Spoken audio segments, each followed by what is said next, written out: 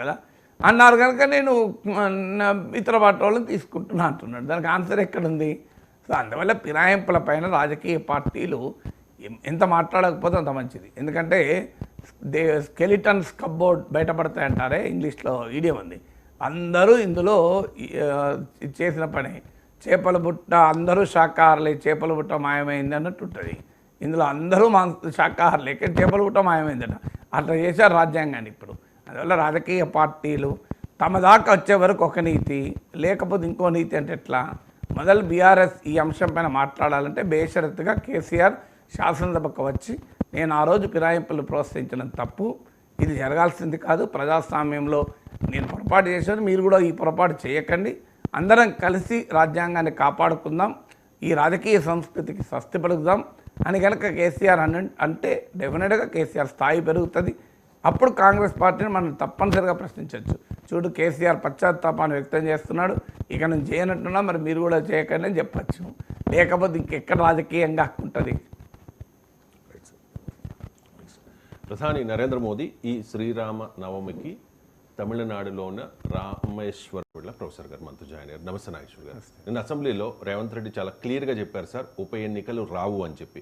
ఒక 10 మంది బీఆర్ఎస్ ఎమ్మెల్యేలు కాంగ్రెస్ గూటికి చేరారు. సో వాళ్లకు అనర్హత వేటు వేయాలి అని చెప్పి బీఆర్ఎస్ పోరాడుతున్న పరిస్థితి. ఇది కోర్టు పరిధిలో ఉన్న అంశం. కానీ అసెంబ్లీలో అంత ఓపెన్గా ఉప ఎన్నికలు రావు అని చెప్పి రేవంత్ మాట్లాడడాన్ని బీఆర్ఎస్ పార్టీ ఆక్షేపిస్తోంది సార్. ఒకసారి ఈ వివాదానికి కారణమైన రేవంత్ మాటలు. 14 నుంచి ఒకే చట్టం ఉంది కదా అధ్యక్ష. స్పీకర్ పదవి ఉంది, విప్పు పదవి ఉంది, ప్రతిపక్షమే ఉంది. ఆనాడు ఎమ్మెల్యేలు మారితే మీరు మంత్రులు చేశారు, కనీసం మేము అట్లా కూడా చేయలేదు. మారలేదట వాళ్ళు, మేము మారనే లేదు, ముఖ్యమంత్రిని అభివృద్ధిలో కలిసి వచ్చినామంటారు. మీరు మంత్రులు చేసిన వాళ్ళు డిస్క్వాలిఫై కాలేదు, ఉప ఎన్నికలు రాలేదు. బాజాప్తే గవర్నర్ దగ్గర పోయి మంత్రులే చేసి 5 ఏళ్ళు మంత్రి, 10 ఏళ్ళు, ఒక ఆయన 8.5 ఏళ్ళు, మా అక్క 4.5 ఏళ్ళు మంత్రి చేసింది. ఎన్నడూ ఉప ఎన్నికలు రాలే. కానీ ఇప్పుడు ఉప ఎన్నికలు వస్తాయి, వచ్చే వారమే ఉప ఎన్నికలు అంటారు అధ్యక్ష. ఎట్లా వస్తాయి అధ్యక్ష?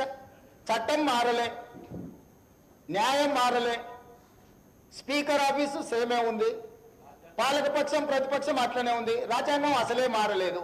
ఇంకెట్లా వస్తాయి అధ్యక్ష ఉప ఎన్నికలు? నాకు అర్థం కాలేదు. ఏ రాజ్యాంగం ప్రకారం వస్తాయి అధ్యక్ష? డాక్టర్ బాబాసాహెబ్ అంబేద్కర్ గారు రచించిన రాజ్యాంగం ప్రకారము గత అనుభవాల దృష్ట్యా ఎప్పుడు కూడా పార్లమెంట్ ప్రాక్టీసెస్ అండ్ ప్రొసీజర్స్ అని ఉంటాయి అధ్యక్ష. చట్టంలో గ్రే ఏరియా ఉన్నప్పుడు గతంలో ఎలాంటి విధి విధానాలను ఆచరించారు, సాంప్రదాయాలు ఎట్లున్నాయని చూస్తారు అధ్యక్ష. 2014 నుంచి 2019, 2019 నుంచి 2023 వరకు ఏ సాంప్రదాయాలను సభ ఆచరించిందో అచ్చం గదే సాంప్రదాయాలను మనం ఆచరిస్తాం అధ్యక్ష. అంతే కదా అధ్యక్ష?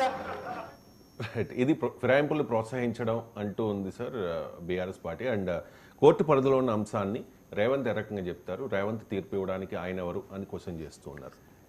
ఇప్పుడు నిజంగా వాళ్ళు ఉదాహరణకు ఫిరాయించిన ఎమ్మెల్యేలు తిరిగి బీఆర్ఎస్లోకి వెళ్ళారనుకోండి, ఉప ఎన్నికలు వస్తాయా?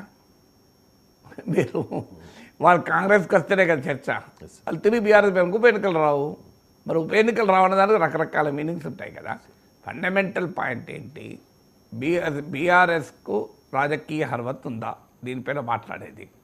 ఎందుకంటే వాళ్ళు ఇప్పుడు ముఖ్యమంత్రి అన్నది నిజమే కదా, మంత్రులు చేయలేదా? సవితా రెడ్డి మంత్రి అయినప్పుడు ఏ పార్టీ ఎమ్మెల్యే? తలసాని శ్రీనివాస్ యాదవ్ మంత్రి అయినప్పుడు ఏ పార్టీ ఎమ్మెల్యే? సో ఇప్పుడు బీఆర్ఎస్ ఫిరాయింపులపైన మాట్లాడితే నవ్వొస్తుంది.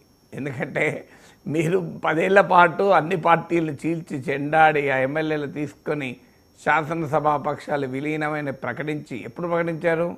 అందరు ఒకసారి మూకుమ్మడికి వెళ్ళారా? ఒక్కొక్కరే వెళ్ళారు కదా. అందరు వెళ్ళాక అఫీషియల్గా స్పీకర్ ప్రకటించారు. అప్పటిదాకానైతే ప్రకటించలే కదా. అందువల్ల ఫిరాయింపు